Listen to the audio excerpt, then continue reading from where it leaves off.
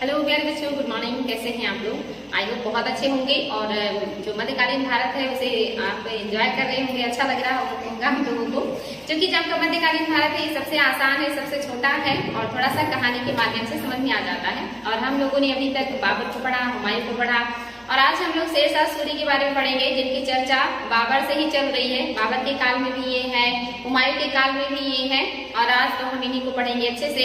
और जो शेरशाह सूरी हैं, आप देखेंगे कि एज में बाबर से सिर्फ 3 साल छोटे हैं, यानी कि बहुत बाद में जाकर के ये शासक बने हैं। बाबर की तरह ही इन्होंने आजीवन बहुत संघर्ष किया है और बहुत ज्यादा एज में जाकर के ये शासक बने अस्थायी रूप से। तो आज हम इन्हीं शेरशाह सूरी को पढ़ेंगे, जो एक अफगान जो है शासक हैं। चलिए बच्चों, शुरुआत करते हैं।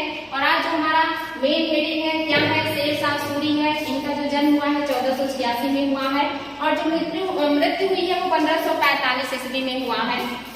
यहाँ पे देखेंगे इनका जो जन्म है ये नौर नामक स्थान पे हुआ है, जो पंजाब के आसपास का क्षेत्र है, यहाँ पर इनका जन्म हुआ है। और इनका जो मूल नाम है ये फरीद है। एग्जाम में आ जाता है कभी कभी कि शेरशाह सूरी का जो मूल नाम था वो क्या था, वो फरीद था।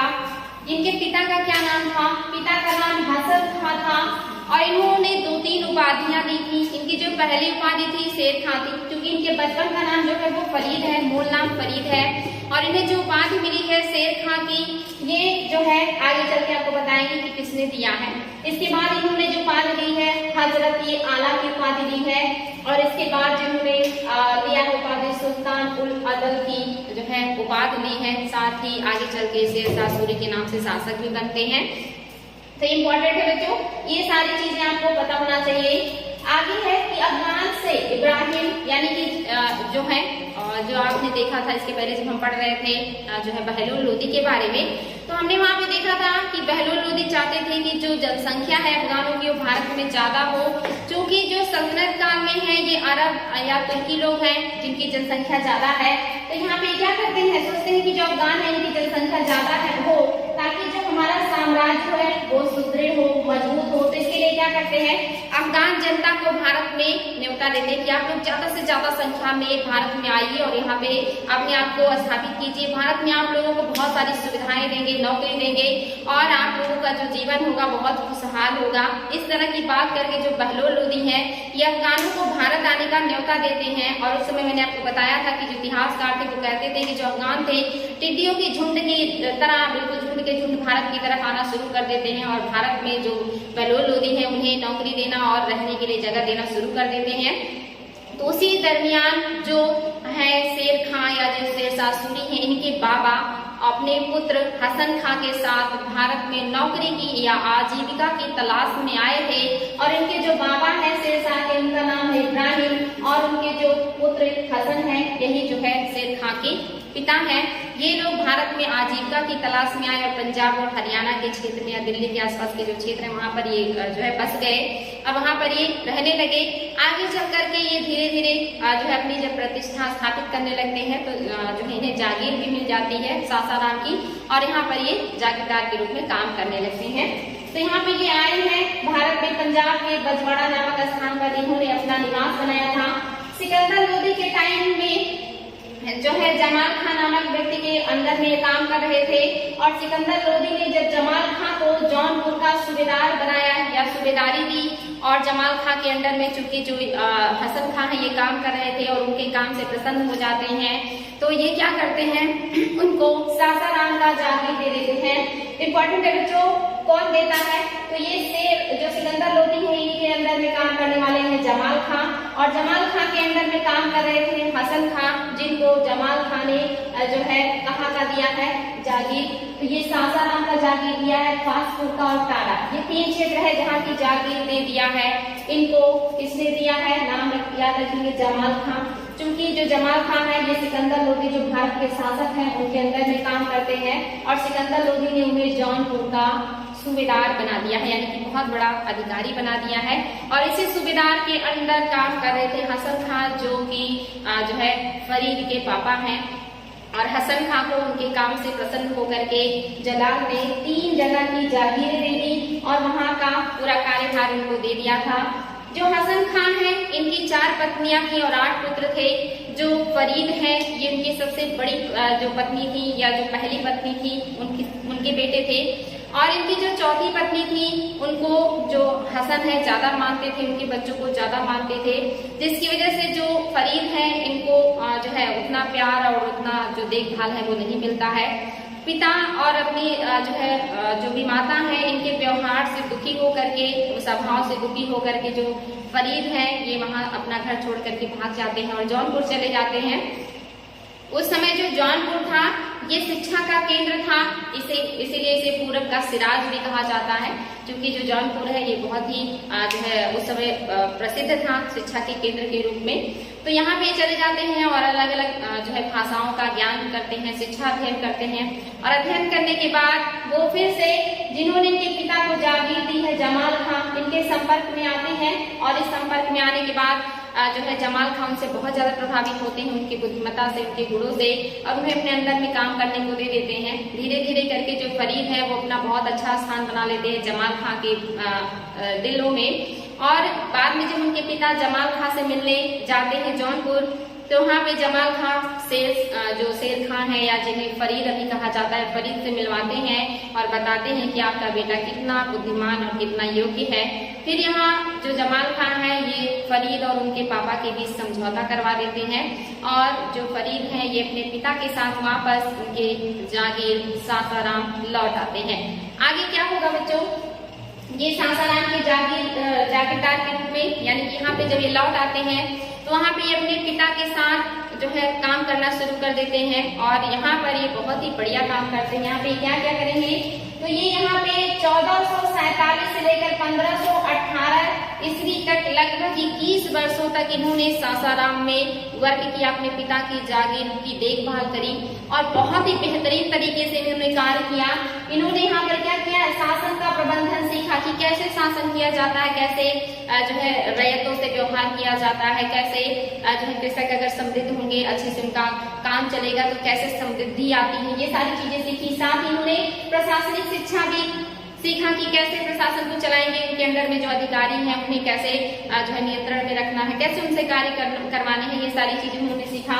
साथ ही उन्होंने कृषकों के जो मतलब जो है कार्य है, कैसे कृषकों को सहायता दिया जाए, कैसे उनको उन्नति के लिए प्रोत्साहित किया जाए, कैसे उनके साथ उदार व्यवहार किया जाए, ये सारी चीजें उन्होंने किया।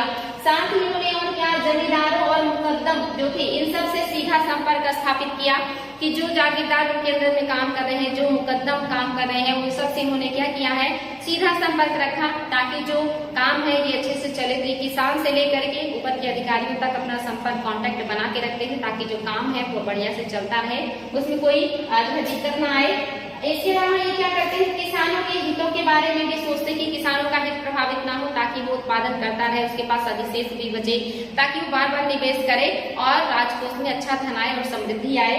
साथ ही ये क्या करते हैं, भूमि की माप करवाते हैं और इसलिए ये बहुत ज्यादा प्रसिद्ध है, ये भूमि की माप करवाते हैं। और माप के बाद जो उपज होता है उसी के अनुसार ये कर लगाते हैं। अगर उपज अच्छा होगा तो कर अच्छा देना होगा, उपज कम है तो कर जो कम देना होगा। भूमि का इन्होंने विभाजन किया, जो अच्छी भूमि होगी उस पर अच्छा टैक्स, जो कम अच्छी भूमि होगी उस पर कम अच्छा टैक्स, और अगर बहुत खराब भूमि है तो उस पर सबसे कम टैक्स। इस तरह की जो चीजें हैं ये शेरशाह ने शुरू किया था जब इनका बचपन का काम चला था, फरीद के नाम से ये भी एक प्रसिद्ध है। साथ ही इन्होंने किसानों के नाम पट्टा करने की जो पद्धति है ये भी शुरू किया कि किसानों के नाम पट्टा कर देंगे तो अपने खेत का वो अच्छे से देखभाल करेंगे। ये ना रहे कि अगर इस साल अच्छे से काम नहीं किया तो अगले साल जो है ये जमीन हमारी नहीं रहेगी। अगर ऐसा रहता है तो किसान अच्छे से काम नहीं करते हैं, क्योंकि उन्हें पता होता है कि अगले साल वो जमीन किसी और को दे दी जाएगी। लेकिन जब कुछ वर्षों के लिए उनके नाम पट्टा कर दिया जाता है तो उन्हें लगता है कि अब इतने वर्ष तक ये जमीन हमारे पास रहेगी, और उस जमीन के उत्पादन के लिए या उसको उर्वर बनाने के लिए वो बेहतर से बेहतर कार्य करते हैं। तो पट्टा करने का जो काम है शेरशाह ने किया था किसानों के नाम। साथ ही इन्होंने क्या किया, कबूलियत लिखवाना और लगाम निश्चित करना और समय पर लेने का प्रबंधन किया। यानी कि कबूलियत, यानी कि आप कबूल कीजिए कि आप इतने में जो इतने सालों के लिए पट्टा करवा रहे हैं और आप इतने सालों तक इतना टैक्स देंगे, ये वो लिखवा लिया करते थे। इसी को कबूलियतनामा कहते थे। और जो टैक्स निर्धारित कर दिया जाता था उसी को लिया जाता था और समय पर टैक्स लिया जाता था। साल में 2 फसलें जो है इसमें मोस्टली किसान लगाते थे और दोनों बार में टैक्स देना होता था। तो ये सारी चीजें उन्होंने बहुत पारदर्शिता पूर्वक जो है शुरू किया और उच्च अधिकारी से लेकर के किसानों तक उन्होंने अपना एक जो है संपर्क बना के रखा, हर किसी की चीजों का ध्यान रखा, नियंत्रण रखा। और 21 सालों में ये बहुत तेजी से प्रोग्रेस करने लगे थे। इनकी समृद्धि बहुत ज्यादा बढ़ने लगी थी, ये लोगों के बीच में पॉपुलर होने लगे थे। तभी इनकी जो माँ है, जो सौतेली माँ कहें या जो विमाता है, जो चौथे नंबर की सबसे छोटी माँ है, और उनके जो बच्चे हैं वो सब ईर्ष्या करने लगते हैं इनकी समृद्धि, इनकी प्रसिद्धि से जो है इनको जलन होने लगती है। तो वहाँ पे वो हसन का कान भरने लगते हैं और हसन यानी कि उनके पिता को मजबूर कर देते हैं कि वो जो शेरशाह है या जो फरीद है इनको जागीर से हटा दे या जागीरदार के पद से हटा दे। हसन वहां पे मजबूर हो जाते हैं और शेर खां को वहां से चले जाने को कहते हैं या जागीर से बर्खास्त कर देते हैं। और जो शेर खां है वो वहां से अपनी जागीर वापस प्राप्त करने के लिए मदद के लिए निकलते हैं। फिर आगे वो क्या करेंगे, इसके बाद वो जाएंगे इब्राहिम लोदी के शरण में ताकि वहां से उन्हें मदद मिल सके। क्योंकि अब जो शासक है वो इब्राहिम लोदी है। जब इनके पिता को जागीर मिली थी तो सिकंदर लोदी थे, लेकिन अब जो है इब्राहिम लोदी शासक बन चुके हैं दिल्ली के। तो यहाँ से ये कहाँ जाएंगे, यहाँ से जाते हैं 1518 में फरीद आगरा पहुंचते हैं तथा दौलत खां की सेवा ग्रहण कर लेते हैं। दौलत खां जो है इब्राहिम लोदी के अंडर में काम करने वाले एक उच्च अधिकारी हैं। क्योंकि ये तुरंत शासक से नहीं मिल सकते तो उनके किसी बड़े अधिकारी से मिलेंगे। तो जो शेरशाह है या जो फरीद है ये दौलत खां की सेवा में जाते हैं और वहां से कोशिश करते हैं कि आगे जो है इब्राहिम लोदी से बात करके अपनी जागीर वापस प्राप्त करें। फरीद दौलत खां के माध्यम से पिता की जागीर या अपनी जागीर वापस प्राप्त करना चाहा, लेकिन इब्राहिम लोदी के सहायता के लिए इन्होंने जब प्रार्थना किया कि इब्राहिम लोदी से उन्होंने प्रार्थना किया कि आप शासक हैं और अगर आप चाहें तो वो पट्टा हमारे नाम कर सकते हैं जो हमारे पिता के नाम है। तो इब्राहिम लोदी यहाँ मना कर देते हैं, कहते हैं आपके पिता भी जिंदा है और ये पट्टा उनके नाम किया गया था, ये जो जागीर है वो आपके पिता को दी गई थी, तो हम उनसे छीन नहीं सकते हैं। यहाँ पे जो है फरीद को निराशा मिलती है, लेकिन कुछ ही वर्षों में जो इनके पिता हैं हसन, उनकी अचानक मृत्यु हो जाती है और उसके बाद जो इब्राहिम है उन्हें वो जागीर फरीद के नाम करने में कोई प्रॉब्लम नहीं होती और वो आदेश देते हैं कि वो जो जागीर है ये फरीद के नाम कर दिया जाए। और यहाँ पर जो ये है जिनके पास गए हैं दौलत खां लोदी, ये आदेश जारी करते हैं कि वहाँ की जो जागीर है अब उस पर जो है फरीद वर्ग करेंगे। और ये अपने नाम करवाने के बाद फरीद जब अपने वापस जागीर सासाराम आते हैं तो वहाँ पर उन्हें काम नहीं करने देते उनके भाई लोग, वो मानने से इनकार कर देते हैं कि इसके जो अधिकारी है या उत्तराधिकारी है वो शेरशाह होंगे या फरीद होंगे। और वहाँ पे उनके जो भाई है और उनकी जो माँ है ये सब लोग उनके खिलाफ हो जाते हैं। खास करके जो भाई हैं शेर खां के विरुद्ध षड्यंत्र करना शुरू कर देते हैं और इससे परेशान होकर के जो शेरशाह है अपनी जागीर के लिए फिर किसी और के पास जाएंगे। और ये कौन होंगे तो इनको भी देख लेते हैं। इसके बाद ये कहाँ जाएंगे, इसके बाद ये जाते हैं बहार खां या फरीद यानी कि बहार खां के पास जाते हैं। यानी कि जागीर से निकाले जाने के बाद या जागीर ना मिलने के बाद ये कहाँ जाएंगे तो ये बहार खां के पास चले जाते हैं। और जो बहार खां है इनके अंदर में काम करने लगते हैं और बहार खां इनकी बुद्धिमत्ता और दूरदर्शिता से बहुत ज्यादा प्रभावित होते हैं। और फरीद ने शीघ्र ही बहार खां पर अपना प्रभाव भी स्थापित कर दिया और बहार खां ने उन्हें उपाधि दी शेर खां की, यानी कि अभी तक ये फरीद नाम से प्रसिद्ध थे। लेकिन ये जब बहार खां के अंडर में आते हैं और काम करना शुरू कर देते हैं तो उनकी कार्य पद्धति, उनकी बुद्धिमत्ता, उनकी कार्य कुशलता से जो बहार खां बहुत ज्यादा प्रभावित होते हैं और ये बहार खां के काफी करीब रहने लगते हैं। एक दिन जंगल में शिकार खेलते हुए जो बहार खां है इनके सामने शेर आ जाता है और उस समय जो फरीद है वो तलवार के एक ही बार में शेर को मार देते हैं। और उनकी इस बहादुरी को देख करके या वीरता को या साहस को देख करके जो बहार खां है ये बहुत ज्यादा प्रसन्न होते हैं और वहां पे इन्हें शेर खां की उपाधि देते हैं। तो यहाँ से जो फरीद हैं ये शेर खां के नाम से जाने लगेंगे। तो आगे चल करके क्या होगा, ये जो बहार खां है इन्होंने क्या किया है, अपने पुत्र जिसका नाम जलालुद्दीन था इसका संरक्षक और शिक्षक नियुक्त कर दिया जो है शेर खां को। अब जो शेर खां है इनके पुत्र की सुरक्षा भी करेंगे और साथ में उनको शिक्षा भी देंगे। लेकिन जो लोहानी सरदार हैं वो देखते हैं कि जो शेर खां है बहुत ज्यादा करीब जाते जा रहे हैं, बहुत ज्यादा जो है प्रोग्रेस कर रहे हैं, इनको बहुत तेजी से पदोन्नति मिल रही है, वो ईर्ष्या करने लगते हैं और इनके खिलाफ षड्यंत्र करना शुरू कर देते हैं। और जब फरीद जो है या कहिए कि जो शेर खां है, इन्हें इनका जागीर वापस बहार खां दिला देते हैं और कहते हैं आप अपने जागीर में जा सकते हैं देखभाल के लिए। और जैसे ही फरीद वहां से अपने जागीर की देखभाल के लिए वापस जाते हैं कुछ समय के लिए, तो जो लोहानी सरदार थे इन लोगों ने बहार खां का जो है कान भरना शुरू कर दिया और बहार खां को भी लगने लगा कि सच में अगर शेर खां ज्यादा शक्तिशाली हो गया तो हमारे लिए प्रॉब्लम क्रिएट करेगा। और वो अपने सरदारों के कहने की वजह से जो शेर शाह है इनके जागीर को बांटने का आदेश दे देते हैं कि इनकी जागीर को बांट दिया जाए, कम कर दिया जाए। शेर शाह इस बात का विरोध करते हैं, वहां पर जो बहार खां है ये उनकी जागीर को कब्जा कर लेते हैं और जो फरीद है इनके साथ फिर से प्रॉब्लम क्रिएट हो जाता है। आगे क्या होगा, पानीपत का युद्ध होगा और वहां पे लोधी वंश के पतन के पश्चात मुगलों ने दिल्ली और आगरा पर अधिकार कर लिया। बहार खां ने मोहम्मद शाह की उपाधि धारण कर दक्षिण बिहार में एक स्वतंत्र शासन की या राज्य की स्थापना की। यानी कि और ये क्या होता है कि उसी समय खानवा का युद्ध होता है और खानवा के युद्ध के बाद जो मोहम्मद शाह के नाम से बहार खां जो है इन्होंने अपने आप को स्वतंत्र शासक घोषित कर लिया और दक्षिण बिहार में ये राजा की तरह वर्क करने लगे थे।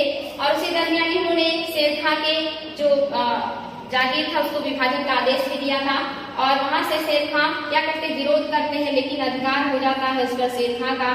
शेर खां को वहां से जाना पड़ता है, यानी कि जो फरीद है अपना जागीर छोड़ करके अब कहाँ पे जाएंगे, तो अब ये बाबर के संरक्षण में जाएंगे, क्योंकि जो मोहम्मद शाह है या जो बहार खां है अब ये खिलाफ हो गए हैं फरीद के अपने सरदारों के कहने पर। तो अब उन्होंने अपने आप को स्वतंत्र शासक घोषित कर लिया और फरीद को उनके जागीर से बर्खास्त कर दिया। तो फरीद मदद की गुहार में आप कहाँ जाने वाले हैं, तो अब ये जाएंगे बाबर के पास। तो आगे का जो इनका सफर है ये बाबर के साथ है।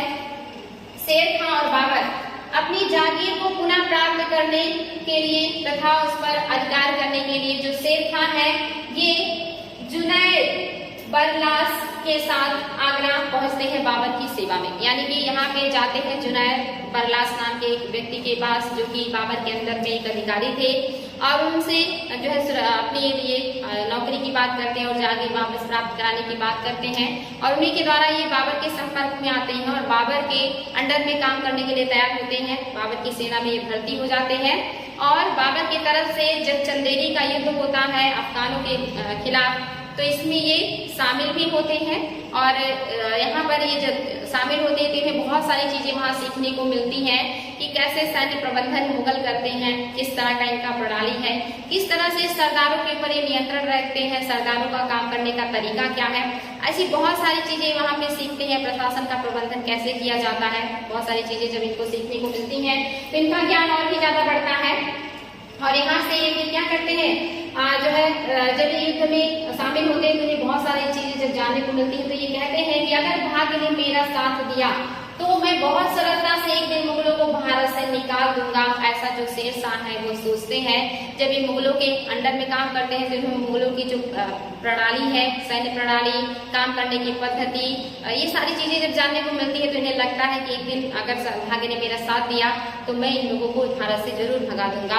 और आगे चल करके क्या करते हैं, जो बाबर है इनकी बुद्धिमत्ता और प्रतिभा से आशंकित रहने लगते हैं। बाबर देखते हैं कि ये बहुत ही बुद्धिमान है, बहुत ही प्रतिभा है इसके अंदर, ये हमारे लिए परेशानी खड़ा कर सकता है। तो वो हमेशा आशंका की दृष्टि से शेर खां को देखा करते थे और इन्होंने अपने अमीरों को या सरदारों को कह रखा था कि आप इस व्यक्ति के ऊपर नजर रखिएगा। उन्होंने हुमायूं को भी आगाह किया था शेर खां के विरुद्ध। और जो शेर खां है वो बाबर से सिर्फ 3 साल छोटे हैं, लगभग हम उम्र हैं और दिमाग जो है बिल्कुल जो है बाबर की तरह है, बहुत तेज तराक, बिल्कुल कहीं कहीं सब लोग कहते हैं कि बिल्कुल चालाक लोमड़ी जैसा दिमाग था कि कब क्या नीति अपनानी है शेर खां को बहुत अच्छे से पता था। शेर खां को भी लगने लगा था कि मैं मुगलों के अंदर में ज्यादा दिन काम नहीं कर पाऊंगा, क्योंकि जो मुगल हैं अब वो बहुत ज्यादा उनके प्रति आशंकित रहने लगे थे। और फिर वहां से जैसे ही मौका मिलता है जो शेर खां है वो वहां से भाग निकलते हैं और वापस फिर ये बिहार चले जाते हैं। तो यहाँ तक था बच्चों, ये कहाँ कहाँ भटक रहे हैं अपनी जागीर प्राप्त करने के लिए और जगह जगह जा करके ये कैसे इतनी जल्दी लोगों को प्रभावित कर देते हैं अपनी प्रतिभा, अपनी बुद्धिमत्ता से, अपने गुणों से। लेकिन ज्यादा दिनों तक ये कहीं रह नहीं पाते हैं, क्योंकि जहाँ भी ये जाते हैं वहाँ के लोग इनके प्रति ईर्ष्या करने लगते हैं और बहुत जल्दी इनके खिलाफ षड्यंत्र शुरू हो जाता है। तो यहाँ से फिर इन्हें जो है असफलता हाथ लगती है, जागीर प्राप्त नहीं होता, लेकिन ये बहुत कुछ सीखते हैं मुगलों के बीच में रह करके और वहां से मौका देखते हुए निकल जाते हैं। आगे ये क्या करेंगे, आगे जा करके ये जो है फिर से शेर खां पुनः बिहार पहुंच जाते हैं, यानी कि वहां से निकलने के बाद ये फिर से बिहार जाएंगे वापस और वहां पे शेर खां की सेवा में जो है क्या शेर खां जो है फिर से पुनः चले जाते हैं और जो है मोहम्मद शाह की सेवा में। क्योंकि जो मोहम्मद शाह है इनकी मृत्यु हो जाती है 1528 ईस्वी में और मृत्यु होने पर इनकी जो पत्नी है दूदू बीबी ने क्या किया है, शेर खां को अपने पुत्र जलाल खां का संरक्षक नियुक्त कर दिया। यानी कि जो मोहम्मद शाह है जिनका नाम बहार खां था, इनकी अब मृत्यु हो गई 1528 में और ऐसा माना जाता है कि दूदू बीबी से इन्होंने विवाह कर लिया था शेर शाह ने, ऐसा भी कहीं कहीं देखने को मिलता है। और उसके बदले में दूदू बीबी ने क्या किया था, अपने पुत्र जलाल का इनको संरक्षक नियुक्त कर दिया था और साथ ही शासन का प्रधान भी इन्हें नियुक्त कर दिया। अब जो फरीद है या जो शेर खां है इनकी शक्ति में बहुत ज्यादा बढ़ोतरी हो चुकी है, वो प्रधान है प्यार के और उन्होंने अपने विश्वास पात्र लोगों को नियुक्त करना शुरू किया, सारे काम को अपने हाथ में लेना शुरू कर दिया, सब पर नियंत्रण करना शुरू कर दिया, जिससे जो सरदार है फिर से वो आशंकित होने लगे, उन्हें आशंका होने लगी कि ये बहुत ज्यादा शक्तिशाली हो जाएगा तो फिर एक दिन शासक बन जाएगा और हम लोग कुछ नहीं कर पाएंगे। तो आगे चल करके दिक्कत होने लगती है। फरीद ने विश्वास पात्र लोगों को या व्यक्तियों को पदबोध नियुक्त करना शुरू कर दिया, लेकिन ये ज्यादा दिनों तक नहीं चल पाया। आगे चल करके 1529 ईस्वी में सुल्तान इब्राहिम लोदी का भाई मोहम्मद लोदी दक्षिण बिहार पहुंच गया। यानी कि इब्राहिम लोदी, इनकी मृत्यु जब पानीपत के युद्ध में हुआ 1526 ईस्वी में, तो जो इनके भाई थे महमूद लोदी ये राणा सांगा के संरक्षण में चले गए थे, लेकिन राणा सांगा की भी जब मृत्यु हो गई तो ये वापस फिर से जो है मदद के लिए भटकने लगे और 1500 जो है देख रहे हैं आप, ये फिर से आ गए हैं 29 में बिहार के क्षेत्र में, बंगाल के क्षेत्र में अपने अफगान भाइयों का मदद लेने। और यहाँ पे जो अफगान सरदार है वो उनका स्वागत करते हैं और उनसे अनुरोध करते हैं कि आप बाबर के खिलाफ अभियान कीजिए, हम आपकी मदद करेंगे। लेकिन यहाँ पर जो शेर खां है ये मना करते हैं कि अभी जो मुगल है उनसे टकराने के लिए हम जो है सक्षम नहीं है, हमें अभी मुगलों से सीधे नहीं टकराना चाहिए, हमें और शक्ति बटोरना चाहिए। लेकिन जो अफगान सरदार थे वो शेर खां को कहते हैं कि नहीं, आपको मदद करना ही पड़ेगा। और यहाँ पे मोहम्मद शाह के अंडर में जो महमूद शाह के अंडर में सैनिक तैयार किए जाते हैं और शेर खां मजबूरी में जो है अफगानों का सरदार मतलब जो सरदारों के अंडर में काम करने के लिए तैयार हो जाते हैं। और जो आखिरी युद्ध होता है जिसमें 1529 में घाघरा के युद्ध में जो बाबर है ये अफगानों को बुरी तरह हराते हैं, जो महमूद शाह है ये रण क्षेत्र से भाग जाते हैं जान बचा करके। और जो शेर खां है बड़ी चालाकी से बाबर की अधीनता स्वीकार कर लेते हैं कि हम आपकी अधीनता स्वीकार करने के लिए तैयार हैं, हमें आपसे कोई आपत्ति नहीं है। यहाँ पे बाबर ने शेर खां को जलाल है इनको बिहार का शासक बना दिया और जो शेर शाह है उनका संरक्षक नियुक्त कर दिया या सहायक नियुक्त कर दिया और बिहार का जो क्षेत्र है इनके अंडर में छोड़ दिया, क्योंकि इन्होंने बाबर की अधीनता स्वीकार कर ली थी। और जो शेर खां है इन्होंने भी कभी बाबर से टक्कर मतलब लेने का नहीं सोचा, क्योंकि ये जो मुगल थे बहुत शक्तिशाली थे, ये बात शेर शाह को पता था, इसलिए बार बार सरेंडर कर दिया करते थे। तो यहाँ पे ये सारी चीजें जो मैंने आप लोगों को बताई यही सारी चीजें हैं बच्चों। यहाँ पे देखिए बाबर ने क्या किया, जलाल को दक्षिण बिहार का शासक बना दिया है एवं शेर खां को उनका सहायक स्वीकार कर लिया। लुहानी सरदारों को फिर से जो है ईर्ष्या हो गई, यानी उन्हें फिर से लगा कि जो शेर शाह है या जो शेर खां है ये जो लुहानी सरदार है ये देखते हैं कि जो शेर शाह है ये फिर से जो है आगे बढ़ने लगे हैं, इनका जो समृद्धि है फिर से बढ़ने लगा है। चूंकि जो जलाल खां है ये भी अल्पवयस्क है, इसलिए जो शासन का काम है प्रशासन का सारा काम वो शेर शाह देख रहे हैं और अपना जो प्रभुत्व है वो बढ़ाना शुरू कर देते हैं। जो लुहानी सरदार है ये फिर से ईर्ष्यावश जो है इनके खिलाफ षड्यंत्र करना शुरू कर देते हैं और कोशिश करते हैं कि कैसे शेर शाह को शक्तिशाली होने से रोका जाए। यहाँ पे ये क्या करते हैं कि इन्होंने क्या किया है कि मांगा है सहायता जो है नुसरत शाह का, जो कि बंगाल के शासक हैं, उनसे सहायता मांगा कि आप आइए दक्षिण बिहार पर आक्रमण कीजिए और शेर शाह सूरी का जो क्षेत्र है उस पर अधिकार कर लीजिए। जो बंगाल के शासक है नुसरत शाह, इनके एक और संबंधी है जिनका अधिकार उत्तरी बिहार पर है। यहाँ के सूबेदार है जिनका नाम जो है मखदूम है, मखदूम आलम। मखदूम आलम का जो अधिकार है ये उत्तरी बिहार पर है और दक्षिणी बिहार पर जो अधिकार है शेर शाह का है। और जो बंगाल के शासक है वो नुसरत शाह है। यहाँ पे जो अफगान सरदार है नुसरत शाह से मदद मांगते हैं। नुसरत शाह जो मखदूम आलम है इनको कहते हैं कि आप भी मदद कीजिए और हम संयुक्त रूप से मिलकर के शेर शाह को हराएंगे। लेकिन शेर शाह ने यहाँ बड़ी चालाकी से काम किया और जो मखदूम आलम है इनको अपनी तरफ मिला लिया। नुसरत शाह अकेले पड़ जाते हैं और ये आक्रमण करते हैं उत्तरी जो दक्षिणी बिहार पर, लेकिन वो शेर शाह को नहीं हरा पाते हैं और खुद ही पराजित हो जाते हैं। तो यहाँ पर शेर शाह ने बहुत ही या शेर खान ने बहुत ही बुद्धिमान जो काम किया कि उनके ही संबंधी को अपनी तरफ मिला करके उनको कमजोर कर दिया। आगे क्या होता है, 1529 ईस्वी में नुसरत खान ने जब दक्षिणी बिहार पर आक्रमण किया तो वो हार गया और जो यहाँ का जो क्षेत्र है वो अभी भी शेर शाह के पास ही रहा। आगे चल करके जो जलाल खान है इनको लेकर के जो सरदार है ये बंगाल चले जाते हैं, क्योंकि उन्हें लगता है कि कहीं ऐसा ना हो कि शेर खान जो है वो जलाल की हत्या करके शासक बन जाए। तो वो जलाल खान को लेकर के जो सरदार है वो नुसरत शाह के पास बंगाल चले जाते हैं और यहाँ पर शेर शाह को और भी बढ़िया मौका मिल जाता है। अब वो स्वतंत्र रूप से काम कर सकता था क्योंकि अब उनके पास कोई भी ऐसा व्यक्ति नहीं था जो ये कहता कि हम आपसे ऊपर हैं, और यहाँ पर उनका काम अपने आप ही हो गया और जो बिहार का क्षेत्र है दक्षिणी बिहार का वो पूरी तरह से शेर शाह के पास आ गया और वहाँ का जो शासक है वो शेर शाह बन गया।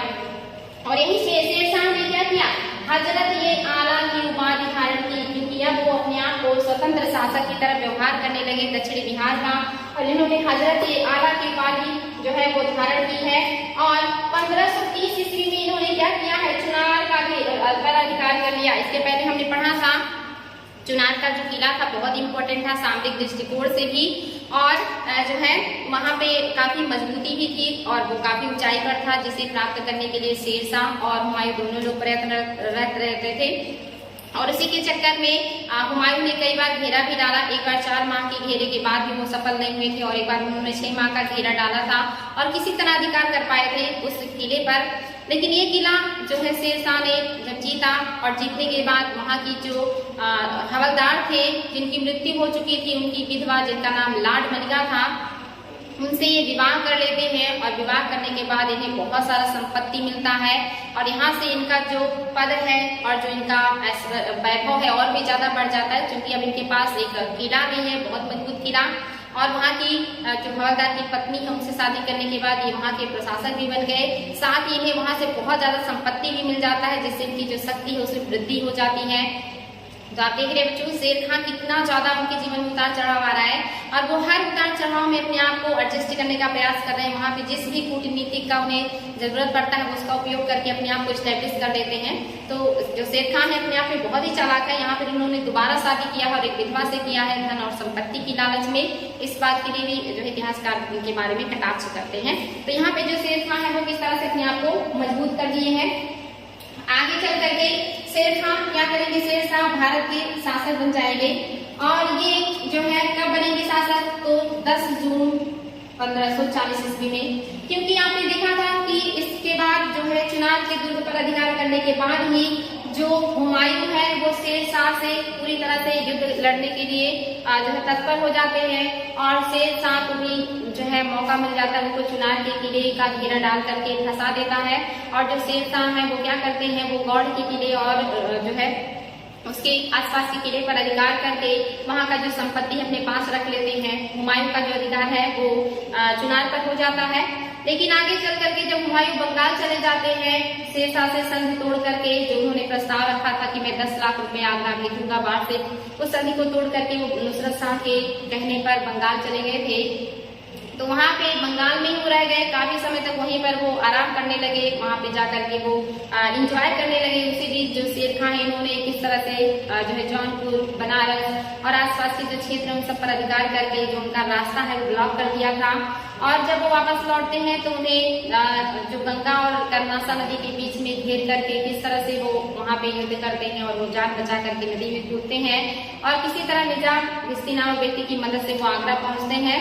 और इस चौसा के युद्ध में हुमायूं की हार और उसके बाद फिर से शेर शाह बिना मौका दिए और फिर से अगले साल आक्रमण कर दिए और कन्नौज और बिलग्राम के युद्ध के बाद जो हुमायूं है वो भारत से भागने पर मजबूर हो जाते हैं। और वहीं पे आप देखेंगे कि 10 तारीख को जो कि जून का महीना है 1540 ईस्वी में शेर शाह ने अपने आप को भारत का शासक घोषित कर दिया। इन्होंने आगरा और जो दिल्ली का आसपास क्षेत्र है उस अपने अंडर में ले लिया और भारत में द्वितीय अफगान साम्राज्य की स्थापना कर दी। अब यहाँ से जो शेर शाह हैं ये भारत के शासक बन गए हैं, क्योंकि अब इनका अधिकार आगरा और दिल्ली पर हो गया है और इनका कोई भी शक्तिशाली प्रतिद्वंदी नहीं रह गया है। तो अब जाकर के शेर शाह को गद्दी मिली है और कब मिला है तो 1540 ईस्वी में कन्नौज या बेलग्राम के युद्ध के बाद। इसके पहले के संघर्ष को हमने अच्छे से पढ़ा है, इसलिए हम उसे दोबारा नहीं देख रहे हैं। इनके सामने क्या क्या समस्याएं थी जब ये शासक बने, तो कौन सी परेशानियां थी इनके सामने? तो उस समय परेशानियां थी कि मुगलों का पुनर्प्रवेश, यानी कि मुगल अभी पूरी तरह नष्ट नहीं हुए थे। हुमायूं मदद के लिए दर दर भटक रहे थे कि जैसे हमें मदद मिलेगा मैं वापस अपने साम्राज्य को प्राप्त करूंगा। तो शेर शाह को इस बात का खतरा था कि कहीं हुमायूं को उनके भाइयों ने या किसी ने मदद कर दिया तो वापस जरूर वो दिल्ली पर अधिकार करने का प्रयास करेंगे। तो इस खतरे से बचने के लिए शेर शाह ने क्या किया है आगे चल करके आपको भी बताएंगे कि उन्होंने दक्षिण पश्चिम के रास्ते को किस तरह ब्लॉक किया, किस तरह से वहाँ पे किले का निर्माण किया, बड़ी मात्रा में वहाँ पे सैनिक और योग्य व्यक्तियों को नियुक्त किया कि अगर मुगल इधर आते हैं तो आप उनका सामना कैसे करेंगे। तो यहाँ पर ये इनकी पहली जो परेशानी थी कि मुगलों को वापस जो पुनर्प्रवेश से रोकना और उसके लिए जो भी वो काम किए उन्होंने, साथ ही उन सभी प्रदेशों को जीतना जो मुगलों और लोधियों के अधीन थे। यानी कि इसके पहले लोधी और मुगलों ने शासन किया तो जो भी क्षेत्र इनके अधीन थे वो आसानी से शेर शाह सूरी को तो मानेंगे नहीं अपना शासक, उन्हें इन्हें फिर से विजिट करके अपने अंडर में लेना था। ये दूसरी समस्या थी। तीसरी समस्या क्या थी कि सुदृढ़ प्रशासनिक व्यवस्था स्थापित करना, यानी कि जो प्रशासन है वो सुदृढ़ हो और बेहतर तरीके से काम करे, सारे लोग जो है राजा के अंडर में हो और सारा जो क्षेत्र है चाहे प्रशासनिक हो, आर्थिक हो, राजनैतिक हो, सांस्कृतिक हो, राजा के अंडर में रहे, नियंत्रण में रहे। ये भी करना था शेर शाह सूरी को। साथ ही जो अन्य प्रदेश हैं इनको भी विजिट करना था, जो सीमांत प्रदेश है उन सबको विजिट करना था ताकि इन सबको अपने अंडर में लाया जाए और अपने आप को स्वतंत्र और शक्तिशाली शासक के रूप में स्थापित किया जाए। ये सारी चीजों के लिए शेर शाह को ये सारे काम करने थे। तो ये सारी उस समय समस्याएं थी जब वो शासक बने थे। इसके बाद इन्होंने शुरुआत कहाँ से किया? इन्होंने पहला आक्रमण पंजाब और गोखर पर किया और गोखर पर आक्रमण, पंजाब पर आक्रमण करने का क्या रीजन है? क्योंकि इन्हें सबसे ज्यादा जो खतरा था ये उत्तर पश्चिम के क्षेत्र में जो मुगल थे उनसे था, क्योंकि पंजाब में जो अधिकार था वो कामरान का था और कामरान कभी भी हुमायूं की मदद कर सकते थे क्योंकि उनके भाई थे। तो इस आशंका से शेर शाह ने सबसे पहले पंजाब पर आक्रमण किया और वहां से कामरान को भगा दिया और पंजाब पर अधिकार कर लिया। और पंजाब पर अधिकार करने के बाद इन्होंने गोखर लोगों के ऊपर भी आक्रमण किया, क्योंकि जो गोखर थे ये मुगलों के प्रति वफादार थे और ये मुगलों की मदद कर सकते थे। ऐसे में इन्हें खत्म करना शेर शाह के लिए चुनौती थी, इसीलिए उन्होंने गोखरों के ऊपर आक्रमण किया, बहुत सारे लोगों की हत्याएं करी, बहुत सारे लोगों को कैद कर लिया। इसके बावजूद भी बहुत सारे जो गोखर सरदार थे ये जो है हमेशा विद्रोह करते रहे, शेर शाह को परेशान करते रहे, क्योंकि वो अफगानों की अधीनता स्वीकार करने को तैयार नहीं थे। यहाँ पर जो है उन्होंने काफी हद तक गोखरों पर नियंत्रण कर लिया था। इन्होंने फरीद ने या शेर शाह ने क्या किया है, सफलतापूर्वक पंजाब जहाँ पे कामरान का अधिकार था उस पर क्या किया, अधिकार कर लिया, कामरान को भगा दिया। और साथ ही सीमांत प्रदेशों को मुगलों से खतरा था और उसको सुरक्षित करने के लिए इन्होंने क्या किया, जो बोलन दर्रा था जहां से अक्सर जो है जो आतंकवादी है या कहिए कि जो विदेशी आक्रमणकारी है वो घुस आते हैं, तो बोलन दर्रे पर और पेशावर से आने वाले जो रास्ते हैं उन सबको इन्होंने सुरक्षित करने के लिए जो भी विशेष कदम उठाए जा सकते थे उसे उठाने का प्रयास किया। और उन्होंने वहां पर जो बलूची सरदार थे, जिसमें एक थे इस्लाम खां, दूसरे थे फतेह खां, तीसरे थे गाजी खां, और इन सबको क्या किया, इन्होंने अपना दोस्त बनाया, इन सबसे अच्छे जो है संबंध स्थापित किए ताकि ये सारे लोग इनको माने अपने शासक के रूप में और किसी की मदद ना करे और अपना जो एक 100% है अपने स्वामी के प्रति वो दे। इसके लिए इन्होंने इन लोगों से क्या किया, अच्छा संबंध बनाया जो कि बलूची सरदार हैं। साथ ही इन्होंने क्या किया है कि जो है झेलम नदी और सिंधु नदी के उत्तर में जो निवास करते थे गोखर, इन सबको कुचलने का प्रयास किया और उसके लिए उन्होंने बहुत सारे लोगों को कैदी भी बनाया और हत्याएं भी करी। हालांकि ये अंतिम सांस तक ये सब विद्रोह करते रहे। इसके साथ ही उन्होंने और क्या किया है, जो पश्चिमोत्तर क्षेत्र के सीमा वाले इलाके उसकी रक्षा के लिए इन्होंने रोहतासगढ़ का दुर्ग बनाया। ये बहुत ही मजबूत दुर्ग था जिसका इन्होंने निर्माण किया और यहाँ पे हैबत खां और नियाजी को नियुक्त किया कि साथ ही हैबत खां नियाजी हैं और दूसरे हैं ख्वास खां। 2 व्यक्ति हैं, इनको वहां पे नियुक्त किया और इन्हीं के नेतृत्व में 50,000 सैनिकों को भी वहां पे नियुक्त करके तैनात किया कि आपके पास 50,000 सैनिक हमेशा रहेंगे, अगर कभी भी मुगल आक्रमण करे तो ये आपके साथ जो है उनका सामना करेंगे। तो यहाँ पे शेर शाह सूरी ने बहुत चाक चौबंद स्थापित कर दिया था पश्चिमोत्तर सीमा पे, जिससे इनकी दोस्ती संभव थी उससे दोस्ती किया, जिसको इन्हें पराजित करना जरूरी था उसको इन्होंने पराजित किया और वहाँ पे दुर्गों का निर्माण किया, वहाँ पे योग्य व्यक्तियों को नियुक्त किया, साथ ही 50,000 सेना को वहाँ पे उन्होंने नियुक्त करके तैनात किया ताकि जो पश्चिमोत्तर सीमा है जहाँ से बार बार विदेशी भारत में एंट्री कर जाते हैं वहाँ से उनकी एंट्री को रोका जा सके। ये काम किया शेर शाह सूरी ने, जो कि बहुत ही उनका दूरदर्शी कार्य था। इसके बाद बंगाल में विद्रोह हो जाता है, क्योंकि जो शेर शाह है लंबे समय तक की उत्तर पश्चिम जो सीमा क्षेत्र है इन पर नियंत्रण करने और इनको सुदृढ़ करने में लगे रहे और इसी समय जो बंगाल है जो कि वहां से काफी दूर था वहां पर विद्रोह हो जाता है और जो विद्रोह होता है वो कौन करता है, बंगाल के सूबेदार जो थे खिजर खां, इन्होंने विद्रोह करके अपने आप को वहां का स्वतंत्र शासक घोषित कर दिया और इन्होंने महमूद शाह की पुत्री से विवाह किया और वहां पे जब इन्हें बहुत ही ज्यादा शक्ति मिल गई, समृद्धि मिल गई तो इन्होंने अपने आप को वहां का शासक घोषित कर दिया है। महमूद शाह वही है जो बहार खान है, इन्होंने महमूद शाह की उपाधि धारण की थी। इंपॉर्टेंट है बच्चों।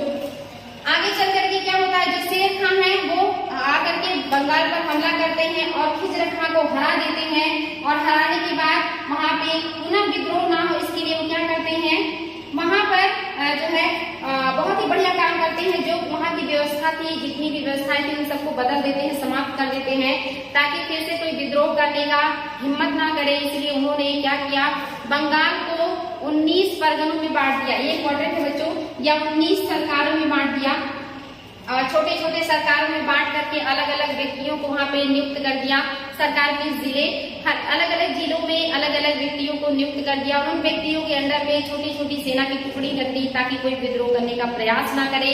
और यहाँ पर इन्होंने बहुत ही बढ़िया काम किया ताकि जो बंगाल है जब वो विभाजित रहेगा तो विद्रोह करने का नहीं सोचेगा। और इस तरह से यहाँ के जो सरदार है वो पूरी तरह से शासक के नियंत्रण में आ गए और वहाँ पे जो काम करने वाले थे उन्हें सिकदार कहा जाता था। जो लोग भी एक सरकार में काम करते थे, सरकार में काम करने वाले जो होते थे उन्हें सिकदार कहा जाता था।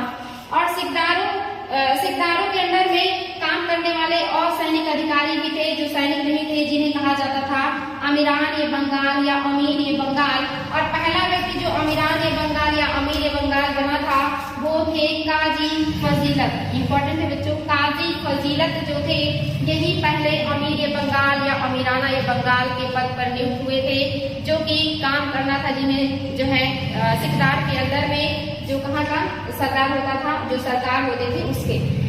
तो ये सारी चीजें जो है उन्होंने किया शेर शाह सूरी ने, ताकि जो वहाँ के लोग हैं दोबारा विद्रोह करने का प्रयास ना किए। तो उन्होंने बहुत ही बेहतरीन तरीके से बंगाल को विभाजित भी कर दिया और अपने अंडर में भी कर लिया। ये तरीका था शेर शाह का वहाँ पे नियंत्रण स्थापित करने का। इसके बाद जो शेर शाह है इनके प्रमुख अभियान, क्योंकि शासक बनने के बाद इन्होंने उत्तर पश्चिम सीमा को सुरक्षित कर लिया है, इन्होंने बंगाल को भी अपने नियंत्रण में ले लिया, लेकिन अभी बचे हुए बहुत सारे क्षेत्र हैं जिसको इन्हें अपने अंडर में लाना है। जिसमें जो पहला है ये मालवा है। मालवा का विजय इन्होंने कब किया है, इन्होंने 1542 ईस्वी में मालवा पर आक्रमण किया और वहाँ का जो शासक था वो मल्लू खां था। और जो मल्लू खां था ये किसका अंडर में काम कर रहा था, ये गुजरात के शासक बहादुर जो शाह थे इन्हीं का सूबेदार था। गुजरात के शासक बहादुर शाह का नाम आपने सुना था, हुमायूं ने भी उनके ऊपर आक्रमण किया था और वो गुजरात छोड़ के भाग गए थे और बाद में पुर्तगालियों और अन्य लोगों की मदद से वो फिर से गुजरात पर अधिकार कर लेते हैं जैसे ही हुमायूं वहां से हटते हैं।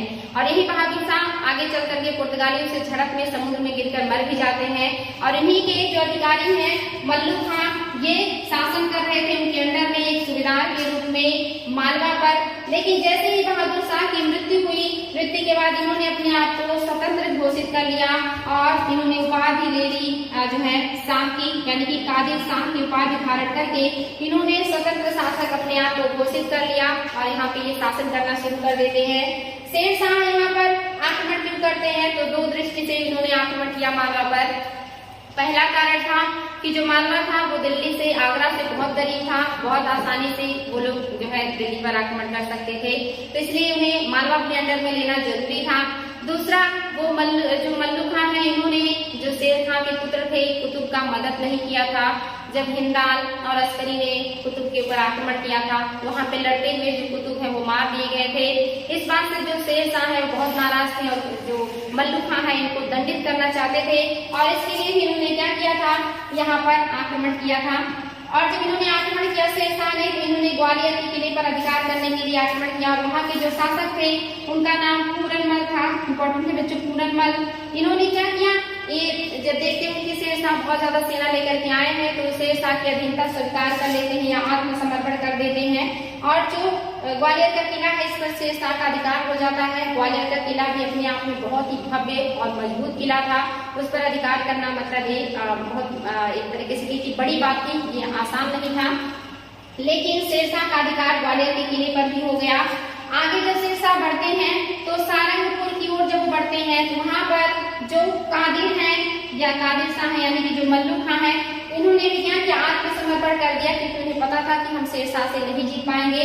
आत्मसमर्पण करने के बाद ये क्षेत्र भी शेर शाह के अंदर में आ गया और अब इन सब से क्षेत्रों का जो शासक है इन्होंने बना दिया है सुजात खां को और वहां से वो चले आते हैं, यानी कि जो सुजात खां है ये मांडू और आसपास के क्षेत्रों के प्रशासक हैं और इनको नियुक्त करके जो शेर शाह है ये वापस आगरा लौट आते हैं और वहाँ का जो नियंत्रण है वो अब शेर शाह के हाथ में आ गया, यानी कि मालवा और उसके आसपास का जो क्षेत्र है वो शेर शाह के हाथ में आ गया है।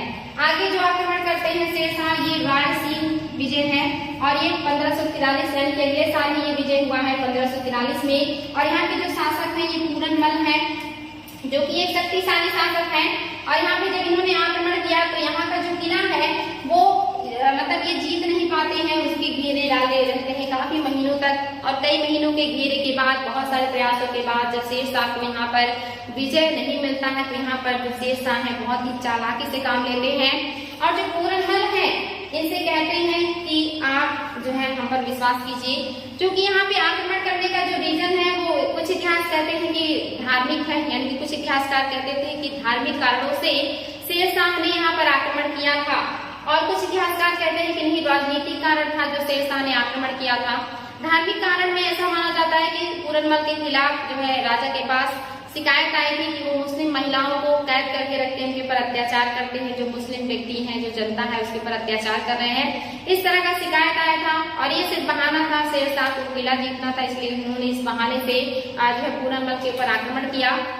और रायसीन का जो किला है उस पर महीनों जब वो घेरा डाले बैठे रहे और उन्हें कोई सफलता नहीं मिली तो उन्होंने बड़ी चालाकी से काम लिया और जो पूरनमल है उन्हें आश्वासन दिया कि आप हमें अपने किले की जांच करने दीजिए, अगर जांच में आप दोषी नहीं पाए जाएंगे तो हम आपके सरदार और आपके परिवार को सम्मान के साथ वहां से जाने देंगे, उनको कोई क्षति नहीं पहुंचाएंगे। जो पूरनमल है वो उनकी बातों में आ जाते हैं और अपने किले की जांच करने के लिए जो है मान जाते हैं और इस बात की जो गवाही देते हैं वो कुतुब खां थे। कुतुब खां और शहजादा जो है आरिज, ये दोनों लोग गवाही देते हैं कि हम अपने जो है जो शेर शाह है इनकी तरफ से गवाही दे रहे हैं कि जो भी बातें कर रहे हैं वो पूरा किया जाएगा, उसमें कोई भी फेरबदल नहीं होगा। और इस तरह से जो पूरनमल है वो विश्वास कर लेते हैं शेर शाह की बात पर और शेर शाह को अपने किले की जांच करने की अनुमति दे देते हैं। लेकिन शेर शाह जब किले में जाते हैं तो वहाँ पे कुछ मुस्लिम महिलाओं ने उनसे शिकायत करी कि उनके साथ जो अच्छा व्यवहार नहीं होता है और इस बात का जो बहाना है वो मिल जाता है शेर शाह को, क्योंकि किसी भी साम्राज्य में किसी भी शासक से हर व्यक्ति खुश नहीं रह सकता, तो कोई ना कोई शिकायत तो करेगा ही। और शिकायत का बहाना लेकर के जो शेर शाह है वो किले में प्रवेश करके हमला कर देते हैं और हमले में जो राजपूत स्त्रियां हैं उन्होंने जौहर कर लिया और जो राजपूत है ये बड़ी वीरता से लड़े लेकिन वो हार जाते हैं और इस धोखे की वजह से जो शेर शाह है इनके छवि पर एक कलंक लगता है कि इन्होंने धोखे से उसको जीता है इस किले को। और इससे दुखी होकर के जिन्होंने गवाही दिया था कि हम साक्षी हैं इस बात के कि आपके साथ कोई दुर्व्यवहार नहीं होगा, उनमें से एक जो राजकुमार थे उन्होंने आत्महत्या कर ली क्योंकि जो पिता हैं वो उन्होंने इतना गलत काम किया है और कुरान का शपथ लेने के बाद उन्होंने जो है धोखा दिया, पीछे से वार किया पूरनमल के ऊपर, उनके परिवार को जो है मार दिया गया और किले पर अधिकार कर लिया गया। राजपूतों ने वीरता से तो लड़ा लेकिन उनकी बड़े पैमाने पे हत्याएं हुई और लास्ट में किला जो है वो शेर शाह के हाथ में आ जाता है। तो इस तरह से शेर शाह ने रायसेन का विजय भी कर लिया, लेकिन ये विजय उनके चरित्र पर एक कलंक की तरह हो गया। आगे जो शेर शाह है ये सिंध और मुल्तान पर विजय करते हैं हालांकि ये विजय उनके आदेश पर उनके कर्मचारियों ने किया था या उनके लोगों ने किया था, और ये क्षेत्र की बार बार वहाँ पर जो है विद्रोह हो रहे थे, जिसको दबाने के लिए या उस क्षेत्र पर अधिकार करना जरूरी था।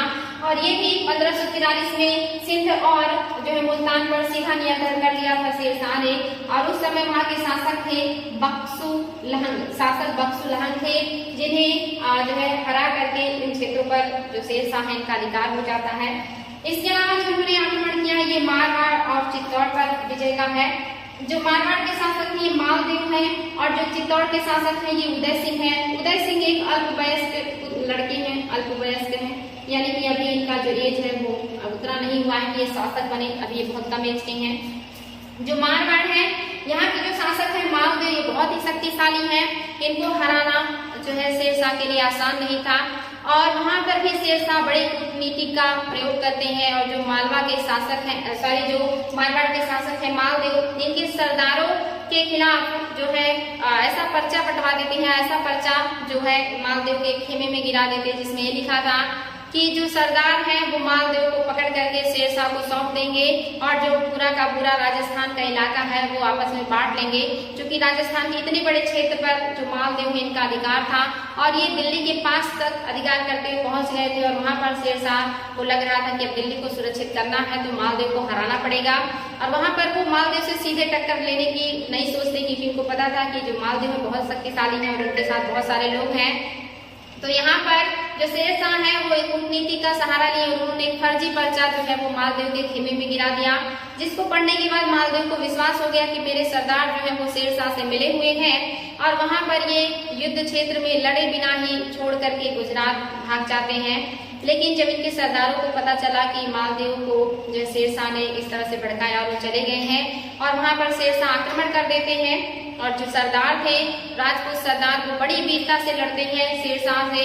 और यहाँ पर जो शेरशाह है इनको अपनी पूरी शक्ति लगा देनी पड़ती है मारवाड़ विजय के लिए। और यहाँ पर एक बार शेरशाह को भी लगा था कि वो हार जाएंगे राजपूतों से, लेकिन एट लास्ट जो राजपूत हैं वो हार जाते हैं, और जो शेरशाह है उनका अधिकार हो जाता है राजस्थान के सारे क्षेत्रों पर। यहाँ पर जो है शेरशाह ने लिखा है कि मैं मुट्ठी भर बाजरे के लिए पूरा हिंदुस्तान खो दे रहा था, क्योंकि उन्हें एक बार लगा कि अगर मैं हार जाता तो मेरा पूरा का पूरा साम्राज्य राजपूतों के हाथ में चला जाता या मेरे हाथ से चला जाता। तो ये एग्जाम में क्वेश्चन आया है कि मुट्ठी भर बाजरे के लिए मैं पूरा का पूरा हिंदुस्तान खो दे रहा था या हिंदुस्तान का साम्राज्य खो दे रहा था। ये स्टेटमेंट शेरशाह ने किस युद्ध के बारे में कहा है? तो ये मारवाड़ चित्तौड़ विजय के बारे में इन्होंने कहा है, खास करके मारवाड़ विजय के बारे में इन्होंने कहा है, जहाँ के राजपूत सरदारों ने इनको बहुत ही बुरी तरह जो है परेशान किया या युद्ध भूमि में इनसे लड़ाई किया था। तो इसी विजय के बारे में शेरशाह ने कहा। एट लास्ट इनका अधिकार हो गया जो है मारवाड़ पर। फिर इन्होंने चित्तौड़ पर आक्रमण किया। चूंकि जो यहाँ के राजा है वो अभी अल्पवयस्क एक बालक है, उन्होंने आत्मसमर्पण कर दिया और जो चित्तौड़ है वो शेरशाह के अंडर में आ गया। और वहां पर जो है शेरशाह ने अपने प्रतिनिधियों को नियुक्त कर दिया और सीधा नियंत्रण अपने हाथ में ले लिया। तो अब जो शेरशाह है इनके साम्राज्य मारवाड़ चित्तौड़ यानी कि पूरा का पूरा राजस्थान आ चुका है। आगे का जो विजय है और आखिरी विजय है ये कालिंजर विजय है। इस विजय अभियान में जो है ये शुरू किया इन्होंने 12 मई 1545 में। यहाँ पे इनकी मृत्यु हो गई थी इस विजय अभियान में। यहाँ के जो शासक है ये कीरत सिंह है। एग्जाम में क्वेश्चन आया कि जब आक्रमण किया था कालिंजर पर शेरशाह सूरी ने तो वहाँ के शासक कौन थे? तो वहाँ के जो शासक है ये कीरत सिंह है। और कीरत सिंह ने जो है यहाँ पर बड़ी वीरता से लड़ना शुरू किया और जो शेरशाह है ये लंबे टाइम तक उनके दुर्ग का घेरा डाले बैठे रहे। लेकिन घेरा डालने के बाद भी जब ये दुर्ग पर अधिकार नहीं कर पाते हैं, ये दुर्ग भी बहुत मजबूत और अजेय था, इसे कोई आसानी से जीत नहीं सकता था। तो यहाँ पर जो शेरशाह है ये बहुत सारा जो है नीति लगाने के बाद भी जब नहीं जीत पाते हैं तो निर्णय लेते हैं कि बारूद से किले की दीवार को उड़ा दिया जाए। और वहाँ पर जो है आदेश देते हैं अपने सैनिकों से कि किले की दीवार पर बारूद से हमला किया जाए। और जब ये हमला शुरू होता है, बारूद के गोले किले पर छोड़े जा रहे थे, उसी दरमियान एक गोला दीवार से टकरा करके वापस आकर के बारूद के ढेर पर गिरता है जिसके पास शेरशाह खड़े थे और उस पर गिरते ही आग लग जाती है जिससे झुलस जाते हैं शेरशाह पूरी तरह से। लेकिन वो घायल होने के बाद भी अपने जो है सैनिकों से कहते हैं कि मेरी आखिरी इच्छा है कि कालिंजर विजय किया जाए। और इतनी सारी बारिश के बाद जो कालिंजर का किला है उसका जो दरवाजा है या जो दीवारें हैं वो टूट जाती हैं और जो अफगान सरदार है या शासक है या जो उनके सैनिक है वो अधिकार कर लेते हैं, कालिंजर विजय हो जाता है। और जैसे ही ये खबर शेरशाह को मिलती है कि कालिंजर को उनके सैनिकों के द्वारा या उनके लोगों के द्वारा जीत लिया गया है, उसके बाद जो शेरशाह है ये मर जाते हैं। यानी कि ये इनकी आखिरी विजय थी और उन्होंने ये भी कहा था कि मेरी आखिरी इच्छा थी कि कालिंजर पर मेरा विजय हो जाए, क्योंकि ये एकमात्र आखिरी मजबूत किला बचा था जिसे जीतना शेरशाह के लिए जरूरी था। तो यहाँ पर एक ऐसा एक्सीडेंट जिसकी वजह से शेरशाह की अचानक मृत्यु हो गई, नहीं तो शायद शेरशाह और भी आज वर्क करते। हालांकि इतने कम टाइम में आप देखेंगे 1540 से 45 के बीच लगभग 5 सालों में ही इन्होंने इतना बेहतरीन कार्य किया है प्रशासन के क्षेत्र में, आर्थिक क्षेत्र में, सैनिक क्षेत्र में। ये सारी चीजें हम बच्चों नेक्स्ट क्लास में पढ़ेंगे। आज आपने पढ़ा कि शेर खां कैसे उनका जन्म कहाँ हुआ, फिर वो किस तरह से संघर्ष करते करते दिल्ली के शासक बने या हिंदुस्तान के शासक बने और उन्होंने कौन कौन से महत्वपूर्ण युद्ध किए और उनका पूरे जीवन का जो संघर्ष है, जो सफर है, वो आज आपने देखा। कल हम देखेंगे कि इन्होंने अपने इस 5 साल के छोटे से जीवन काल में या साम्राज्य में इन्होंने कितना बेहतरीन कार्य किया है, जिसके लिए आज भी हम शेरशाह सूरी को याद करते हैं। तो हम कल के क्लास में उसको भी ऐसे विस्तार पूर्वक बहुत अच्छे से पढ़ेंगे। आज के लिए इतना ही बच्चों, कल भी मिलते हैं नए क्लास में नए टॉपिक के साथ। Thank you.